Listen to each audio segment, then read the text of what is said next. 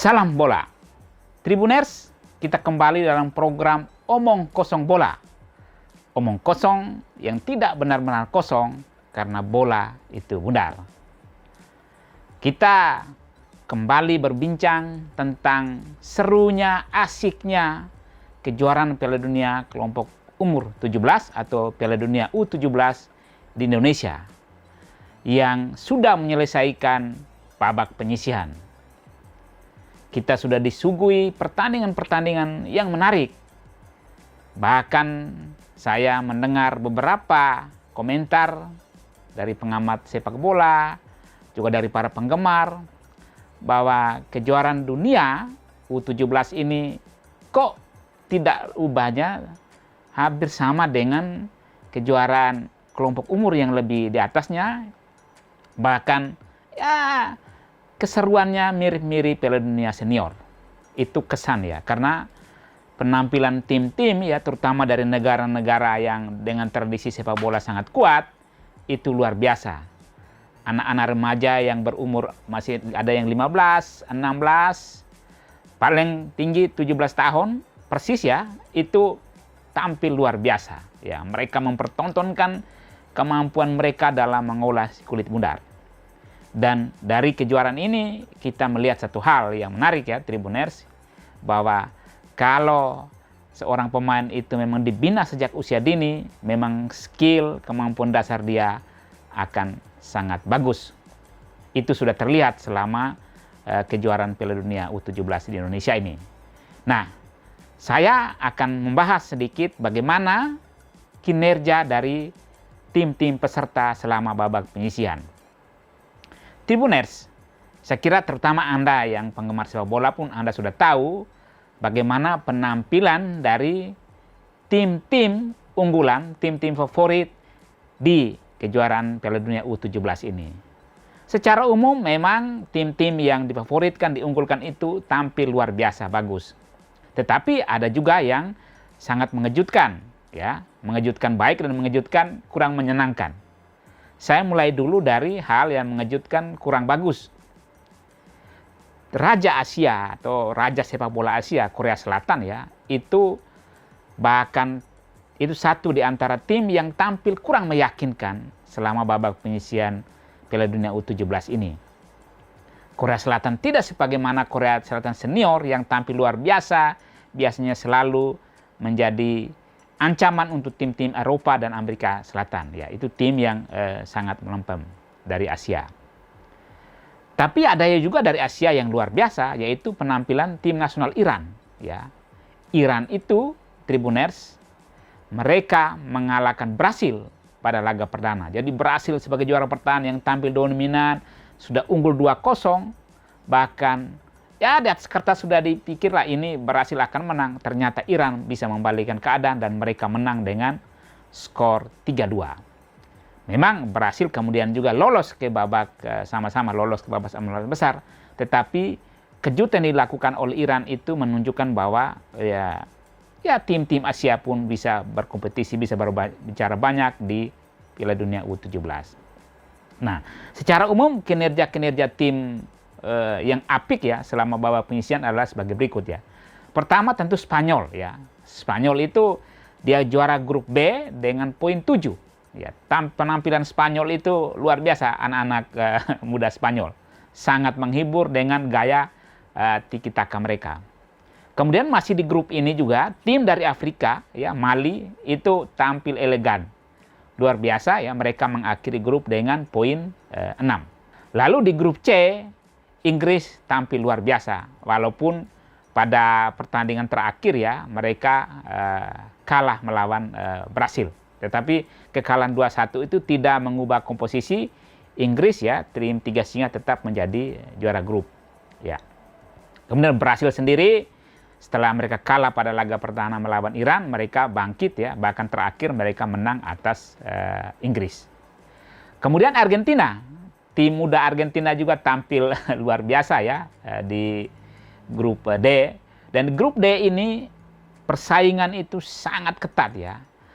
Argentina, Senegal, dan Jepang itu sama-sama mengumpulkan nilai 6. Jadi Argentina hanya unggul dari sisi probabilitas gol, kemudian Senegal di posisi runner up dengan posisi poin 6, dan Jepang itu juga dengan poin 6, tapi dia menempati posisi 3 terbaik. Jadi betul-betul grup D itu yang memang sudah diprediksikan akan menjadi seru, ternyata memang benar-benar terjadi. Nah, ini luar biasa penampilan Jepang, Senegal maupun Argentina. Kemudian Tribuners, di grup E, Prancis itu tampil juga bagus sekali ya. Mereka juara grup, kemudian disusul oleh Amerika Serikat. Tim dari negeri paman-paman juga, tim mudanya tampil luar biasa ya, cukup meyakinkan. Di grup F, Jerman ya, Jerman sangat tampil baik sekali. Sedangkan grup A yang bersama dengan Indonesia yang lolos ke babak 16 besar adalah Maroko dan Ekuador. Nah, selama babak penyisian juga itu ada satu tim yang benar-benar menjadi lumbung gol, yaitu Kaledonia Baru. Timnas Kaledonia Baru itu kemasukan 24 gol. Jadi memang benar-benar mereka hujan gol terjadi ke gawang Kaledonia Baru. Kemudian bagaimana sekarang dengan kinerja dari tim nasional kita? Nah, ini dia.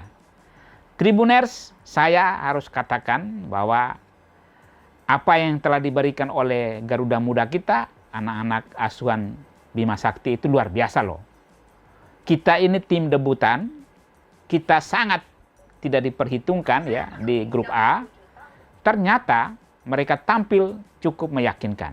Artinya dia bisa menahan ya, ini kinerja tim nasional kita selama babak penyisian grup A. Dia bisa menahan Ekuador ya pada laga pertama dengan skor 1-1, juga bisa menahan Panama dengan skor yang sama ya 1-1. Hanya dalam pertandingan terakhir ya hari Kamis tanggal 16 November 2023 tim nasional kita kalah dengan skor 1-3. Tapi yang menjadi catatan penting adalah bahwa anak-anak kita pemain asuhan Bima Sakti itu mereka bermain rileks, mereka mampu melakukan menjaga irama pertandingan dengan baik. Mereka tahu kapan harus menyerang, kapan harus bertahan. Ya. Ketika terjadi transisi antar lini pun mereka melakukannya dengan baik. Hanya memang mereka belum bisa mencetak gol lebih untuk meraih kemenangan. Itu menjadi catatan yang saya kira ini. Tapi sekali lagi di luar prediksi karena semula kemungkinan Indonesia bakal akan menjadi bulan-bulanan atau akan menjadi terus menderita kekalahan. Ternyata tidak. Kita bisa mengakhiri grup ini dengan poin 2 dan berada di klasemen dalam daftar klasemen akhir grup A kita berada di peringkat ketiga dengan nilai 2. Memang nilai Indonesia ya sama dengan Panama, tetapi kita unggul dari sisi aspek fair play. Nah, klasemen akhir di grup A ya, Maroko dia dengan poin 6 ya, dia 2 kali menang dan sekali kalah. Kemudian Ekuador 1 kali menang 2 kali seri, dia mengumpulkan poin 5. Lalu Indonesia dengan poin 2 dan Panama dengan poin 2. Jadi itu kinerja tim asuhan Bima Sakti. Sekali lagi tim ini memberi harapan yang bagus nanti di kelompok umur menjadi calon-calon pemain yang bagus untuk kelompok umur 19, kemudian U20, U23 dan seterusnya. Jadi kita memetik satu yang penting dari kejuaraan Piala Dunia U17 ini bahwa kita sudah punya tim nasional yang baik, ya seperti itu. Kemudian saya sedikit ingin mengelaborasi lebih jauh ya, kepada Tribuners tentang ada setidaknya dua pemain bintang masa depan Indonesia yang akan terus berjaya dengan beberapa catatan ya. Pertama, tidak bisa tidak, saya kira hampir semua pengamat bola rasanya sepakat bahwa pemain yang konsisten, bermain bagus sekali, tampil tenang, disiplin, dan kepemimpinannya itu tampak di lapangan adalah Kapten Tim Nasional U17 Indonesia, yaitu Muhammad Iqbal Gwi Jangge atau biasa dipanggil Iqbal Gwi Jangge. Anak berdarah Papua kelahiran Sumedang ya, tanggal 28 Agustus 2006 ini tampil sangat baik selama babak penyisian grup A. Dia sebagai dalam posisi dia sebagai bek tengah, sebagai kapten tim, dia mampu mengatur permainan, dia mampu menjaga soliditas lini belakang tim nasional Indonesia dari gempuran yang terus terang luar biasa, baik ketika menghadapi Ekuador, Panama maupun Maroko, itu luar biasa. Tapi Iqbal dengan ketenangannya, dengan skill dia yang bagus dan dia tak tergantikan, dia bermain sangat baik ya. Pemain ini dengan dari sisi postur sangat bagus ya. Iqbal itu tingginya 179 cm dan dia bermain dominan dengan kaki kanan. Ya, jadi Iqbal itu pemain saat ini dia bergabung di Barito Putra. Dan Iqbal saya kira kalau Anda masih ingat pada Piala AFF U16 tahun 2022 dia terpilih sebagai pemain terbaik ya Piala AFF. Nah, tentu catatannya menurut saya pada Iqbal adalah dia jangan sampai cepat berpuas diri. Kekurangan pemain-pemain nasional kita adalah ketika di kelompok umur junior tampil sangat bagus. Mereka menjadi bintang, ya, mainnya bermain sama tuh. Kemudian serta-merta menjadi idola banyak orang. Tetapi kemudian mereka tidak mampu menjaga kebugaran fisiknya, tidak terus berlatih dengan semakin baik, semakin disiplin. Kemudian biasanya kalau sudah menikah, sudah prestasinya kemudian menurun. Ya saya kira contoh banyak lah, sebut salah satunya saya kira Evan Dimas ya. Evan Dimas itu tampil luar biasa ketika di tim junior. Tetapi kemudian belakangan ini bahkan dia sudah tidak mendapat tempat di tim nasional senior. Padahal umurnya masih muda, Evan Dimas. Evan Dimas masih di bawah 30, masih sebetulnya saat ini adalah puncak karir dia sebagai pemain. Jadi untuk Iqbal, catatan saya, tolong jaga benar kinerja, jangan cepat berpuas, terus berlatih, karena Iqbal akan menjadi andalan pemain nasional kita di masa depan.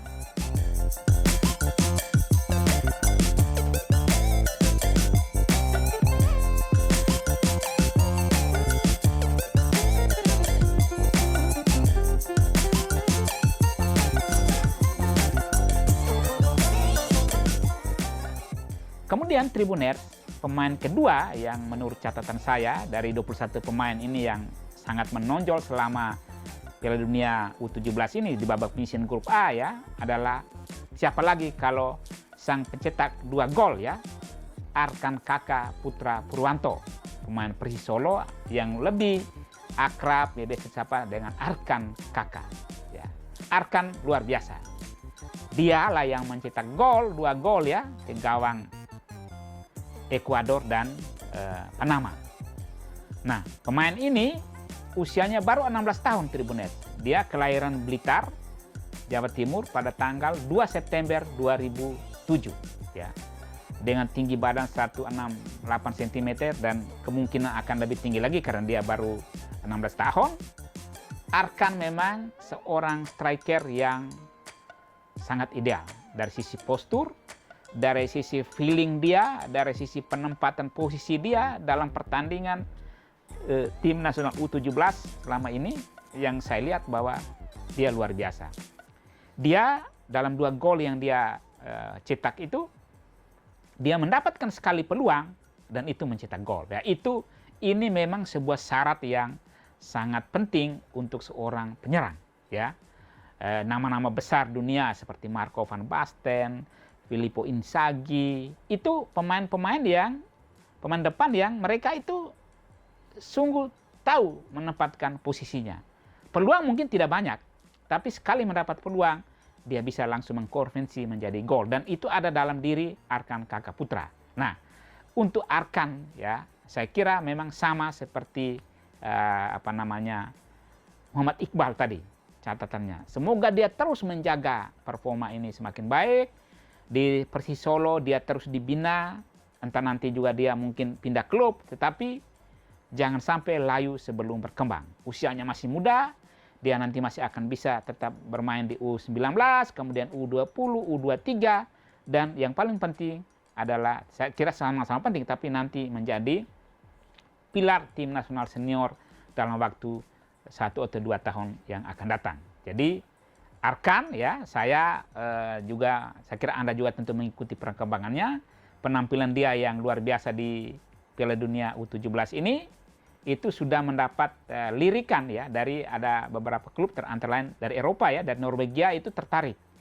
Ada sudah sempat menghubungi untuk mungkin saja menarik Arkan untuk bermain di sana.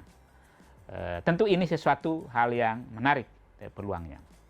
Lalu pemain lain tentu ya kita tidak bisa mengabaikan misalnya Muhammad Nabil Asura ya, pemain dari PPLP Sumatera Barat ini yang kemarin mencetak gol ke gawang Maroko dari tembakan jarak jauh. Anak ini pun juga punya masa depan yang baik. Juga saya sekali lagi Tribuners tidak mengabaikan pemain-pemain lain ya, karena sepak bola adalah sebuah permainan tim, kerjasama 11 pemain di lapangan. Pemain-pemain kita yang lain pun juga adalah bintang masa depan Indonesia. Hanya saya beri sedikit atensi terhadap dua pemain itu, yaitu Arkan Kakak Putra dan Muhammad Iqbal. Kita punya pemain-pemain lain juga ya, saya sebut beberapa ya. Misalnya pemain Sultan Zaki, itu juga pemain yang bagus. Kemudian Jidabin ya, Jidabin pun tampil cukup baik ya selama 3 pertandingan di babak penyisian grup ini. Kemudian Vigo Dennis ya, pemain rata-rata 21 pemain yang dibawa oleh Bima Sakti ke Piala Dunia U17 ini, mereka punya potensi besar untuk menjadi bintang masa depan Indonesia di masa datang. Itu kurang lebih kinerja, kemudian gambaran tentang tim nasional kita. Kemudian bagaimana sekarang peluang kira-kira, karena sudah memasuki babak knockout ya, babak ke-16 besar, bagaimana peluang tim-tim ini yang akan selanjutnya? Menurut saya memang ini semua masih punya peluang yang sama. Anda jangan lupa seperti Piala Dunia 2022 yang lalu, Maroko yang tidak diperhitungkan justru bisa menembus sampai babak semifinal. Tentu kita berharap, saya merasa bahwa harus tim Asia tidak boleh kalah dengan Amerika Latin dan tim-tim dari Eropa yang memang punya tradisi sepak bola sangat luar biasa. Nah, untuk itu Tribuners, ikuti terus ya perkembangannya di tribunlombok.com. Ikuti juga, karena saya akan tampil lagi dalam Omong Kosong Bola episode berikutnya. Salam bola.